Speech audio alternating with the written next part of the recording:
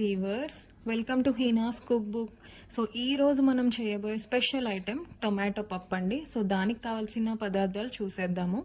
So టమాటాలు, కారం, ఉప్పు, పసుపు, కందిపప్పు, పచ్చిమిర్చి, అలాగే చింతపండు గుజ్జండి. సో నేను ఈ కప్పుతో 2 కప్పుల కందిపప్పు అనేది తీసుకున్నానండి. దాన్ని నానబెట్టి పెట్టుకున్నాను. జస్ట్ 5 మినిట్స్ అలా అవుతుందండి నేను నానబెట్టి. సో ఇప్పుడు ప్రాసెస్ అనేది స్టార్ట్ చేద్దామండి. సో ఇక్కడ నేను కుక్కర్ అనేది తీసుకున్నాను.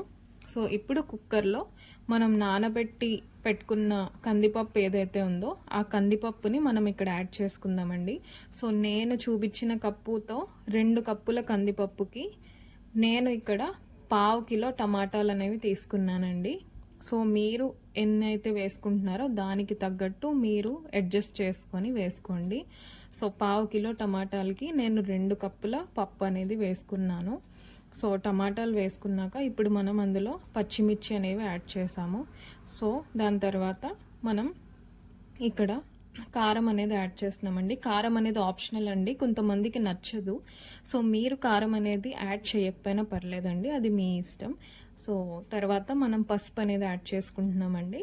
సో పసుపు యాడ్ చేశాక ఇప్పుడు మనం ఇందులో వాటర్ అనేది యాడ్ చేద్దాము. సో నేను 1 గ్లాస్ ఆఫ్ వాటర్ అనేది ఇక్కడ వేసుకున్నానండి. ఆల్రెడీ మనకి టొమాటోస్లో వాటర్ కొంచెం రిలీజ్ అవుతుంది కాబట్టి సో పప్పు అనేది మనకు ఉడకడానికి మనం వాటర్ అనేది ఎంత పడుతుందో చూసుకుని వేసుకుంటే చాలు. సో నా కుక్కర్ ప్రకారం ఇక్కడ నాకు 2 విజిల్స్ చాలండి. మీరు మీ కుక్కర్ ప్రకారం చూసి వేసుకోండి ఎన్ని విజిల్స్ కావాలి ఏంటనేది. సో తర్వాత మనకు కావాల్సిన ఇంగ్రీడియంట్స్ చూద్దాము. సో చింతపండు గుజ్జు, అలాగే ఉప్పు, ఆవాలు, జీలకర్ర, కరివేపాకు, ఎండుమిర్చి, అలాగే కొన్ని నేను గార్లిక్ పెట్టుకున్నానండి, వెల్లుల్లిపాయలు. సో ఇప్పుడు మన పప్పు అనేది ఉడికిపోయిందండి.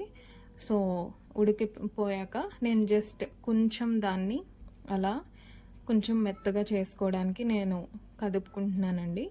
సో అది స్టవ్ మీద పెట్టి స్టవ్ ఆన్ చేశాక నేను అందులో చింతపండు గుజ్జు అనేది యాడ్ చేసుకున్నాను.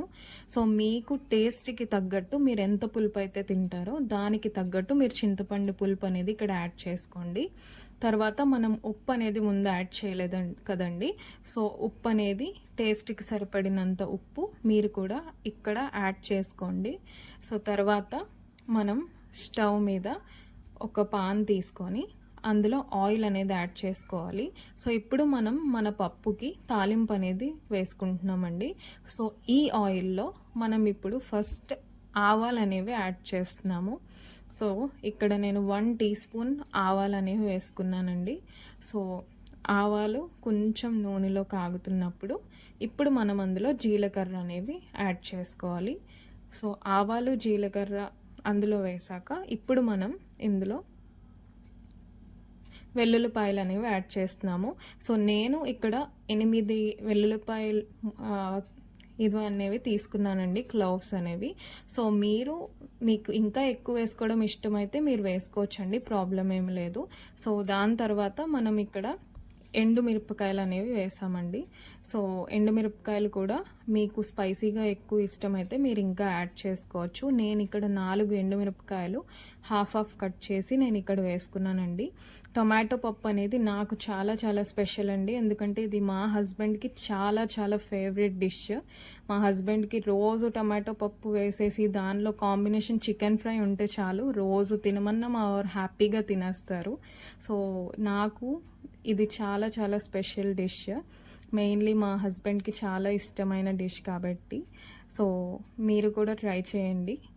అండ్ తర్వాత ఇప్పుడు నేను ఇందులో కరివేపాకు అనేది యాడ్ చేసుకున్నానండి.